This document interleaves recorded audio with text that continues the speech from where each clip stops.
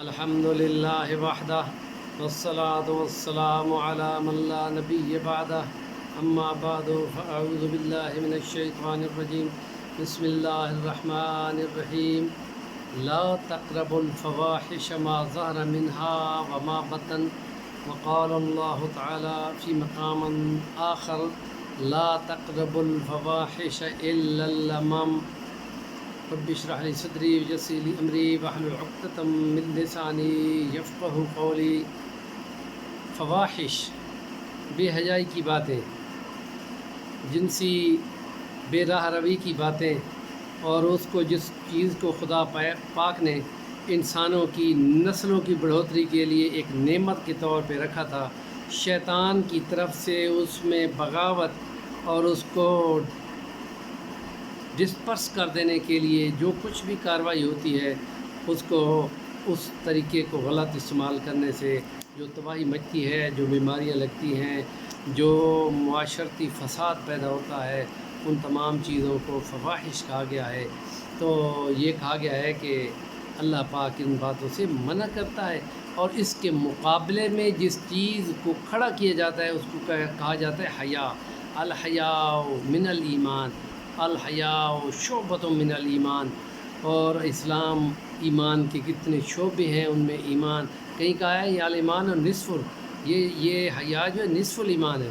تو اس لیے نبی کریم صلی اللہ علیہ وسلم نے فرمایا کہ جب تم غیر محرم پر ایک نگاہ اپنی خواہش کی ڈالنے سے اپنے آپ کو بچا لیتے ہو، نگاہ ہٹا لیتے ہو، تو تم اپنے ایمان کی حلاوت محسوس کر دیتے ہو۔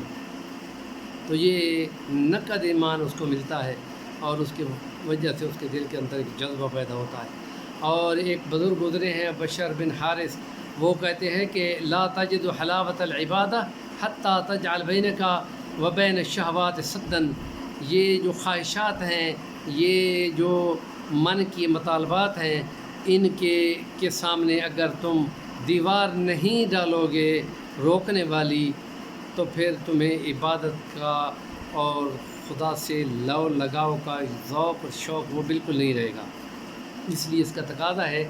تو اس لیے حضرت علی میاں، جس کو ہم کہتے ہیں کہ سید ابو الحسن علی ندوی، ندوۃ العلماء کے بزرگ، 95 سال کی عمر میں فوت ہوئے۔ ہندوستان کے کتنی عرب کی یونیورسٹیوں میں وہ ریکٹر تھے، اور ان کی کتاب ہے اسلامی دستور حیات۔ تو اس کا ایک چیپٹر ہے، اس میں وہ لکھتے ہیں کہ گناہ وہ دبیز پردے ہیں کہ جو بندے اور اللہ کی طرف سے آئے ہوئے نور کے درمیان میں حائل ہو جاتے ہیں، اور وہ نور کی چمک اور اس کی روشنی بندوں تک نہیں پہنچتی۔ جیسے بادل اگر سورج کے سامنے آ جائیں تو پھر نیچے زمین پہ حرارت نہیں آتی۔ اس لیے ضروری ہے کہ ان کو ہٹایا جائے، جو ان کی رکاوٹ کو نہ آنے دیا جائے۔ تو ایمان کا درخت جو ہے وہ تناور ہوتا ہے، صحت مند ہوتا ہے، اس کو روشنی ملتی ہے، جیسے دنیا کے درخت کو روشنی ملتی ہے، اور اس کے ذریعے سے روشنی سے اور حرارت پا کر اور سورج کی شعائیں پا کر وہ تن و من صحت مند ہوتا ہے، اس کی جڑوں تک خوراک جاتی ہے۔ اور اگر وہ نہ ملے تو درخت ختم ہو جاتا ہے۔ یہ ایسے ہی ہے۔ ایمان اسلام کی بحث ہم پہلے کر چکے ہیں۔ ایمان اسلام کو قوت دیتا ہے، اسلام ایمان کو قوت دیتا ہے۔ درخت بظاہر ہوتا ہے، لیکن باہر سے روشنی اور ہوا لے کر اور روشنی کی سورج کی تپش لے کر وہ جڑوں تک پہنچاتا ہے، اور جڑیں رس اور نمکیات لے کر پتوں تک اور پھلوں تک پہنچاتی ہیں۔ یہ باہم دونوں کا کام ہوتا ہے۔ اسلام ایمان کو مضبوط کرتا ہے، ایمان اسلام کو مضبوط کرتا ہے۔ یہ بائی لیٹرل ریلیشن ہے۔ اس لیے بہت زیادہ ضروری ہے کہ کہا گیا ہے کہ نہ قریب جاؤ بے حیائی کی کاموں کے، ما ظہر منہا و ما باطنا، جو ظاہر ہے، جو باطن ہے، جو باطن میں ہے، جو دل میں رکھو، جو خیالوں میں رکھو، جو اس کو بڑھاؤ، یا جو کچھ قریب ہو جانا، الا اللمم، کچھ قریب ہو جانا، مختلف معاشرتی ماحولوں میں، بازاروں میں، مختلف ایسی محفلوں میں وہ جو کچھ قریب ہو جانا ہے، اس میں بھی یہ کہا گیا ہے کہ تم نظر بچا کے ہٹا کے رہو۔ اور جن کو محرم اور غیر محرم کی قید لگائی گئی ہے، وہاں بھی اس کو استعمال ضرور کرنا چاہیے۔ اور نظر جو ہے شیطان کی تیروں میں تیر ہے، اس سے ضرور اپنی نگاہ کو بچانا چاہیے۔ ایمان کی حلاوت نصیب ہوتی ہے۔